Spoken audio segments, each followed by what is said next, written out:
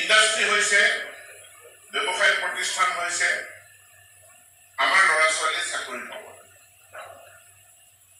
80% নহয় 100%ই আমাৰ ল'ৰা ছোৱালী চাকৰি পাব লাগে তাত চৰকাৰ একমত এটা প্ৰশ্ন আহে যে চাকৰি কৰিবলৈ স্কিলৰ প্ৰয়োজন দক্ষতাৰ প্ৰয়োজন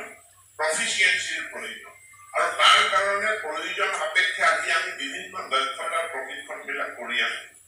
স্কিল ডেভেলপমেন্টৰ কামবিলাক কৰি আছো বা অন্যান্য প্ৰফিচিয়েন্সিৰ কাম কৰি আছো যে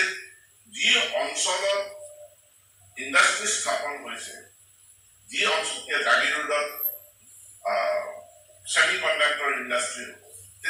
জাগিৰোডৰ সেমিকন্ডাক্টৰ ইণ্ডাষ্ট্ৰীৰ কাৰণে আমি ইমানখিনি মাটি দিছো প্ৰায় 500 বিঘা মাটি দিছো ৰাজ সাহায্য প্ৰদান কৰিছো ইয়াৰ পাছত যদি অসমীয়া ল'ৰা ছোৱালীয়ে তাত চাকৰি নাপায় ইণ্ডাষ্ট্ৰীটো বঢ়াইতো আমাৰ কোনো লাভ নাই গতিকে অসমৰ থলুৱা অসমীয়া খিলঞ্জীয়া ল'ৰা ছোৱালীক চাকৰিৰ কাৰণে যোগ্য কৰি তুলিব লাগিব সমান্তৰালভাৱে আমি এই দাবীটো সাব্যস্ত কৰিব লাগিব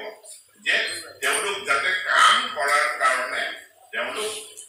এফিচিয়েন্ট তেওঁলোক স্কিল তেওঁলোক তাৰ কাৰণে দক্ষতা প্ৰাপ্ত সেই দক্ষতা প্ৰাপ্তিৰ কামটো আমি আগুৱাই লৈ যাব লাগিব অসমত একেটা সময়তে এটা এন্টাৰপ্ৰিনিয়ৰশ্বিপ আন্দোলনৰ প্ৰয়োজন হৈছে মই উজনি অসমৰ ক্ষুদ্ৰ চাহ খেতিয়কসকলক মই অশেষ ধন্যবাদ জনাওঁ